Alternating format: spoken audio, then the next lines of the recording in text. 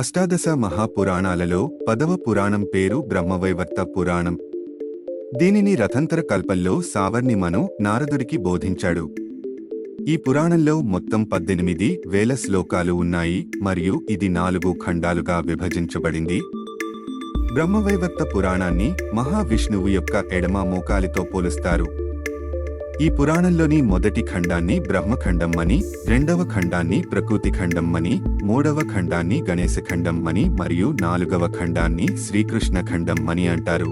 ఈ పురాణాన్ని శ్రీకృష్ణుడు బ్రహ్మకు వినిపించటం చేతనే దీనికి బ్రహ్మవైవర్త పురాణమనే పేరు వచ్చింది అని కూడా అంటారు.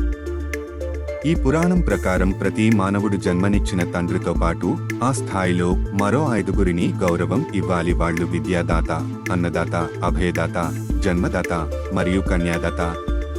అలాగే రక్త సంబంధంతో పుట్టిన వారినే కాకుండా మరో 4గురిని కూడా పుత్ర దృష్టితో చూడాలి. వాళ్లే సేవకుడు, శిష్యుడు, పోషితుడు మరియు శరణాగతుడు. ఇలాంటి మరిన్ని వీడియోల కోసం మా ఛానల్ను సబ్స్క్రైబ్ చేసుకోండి.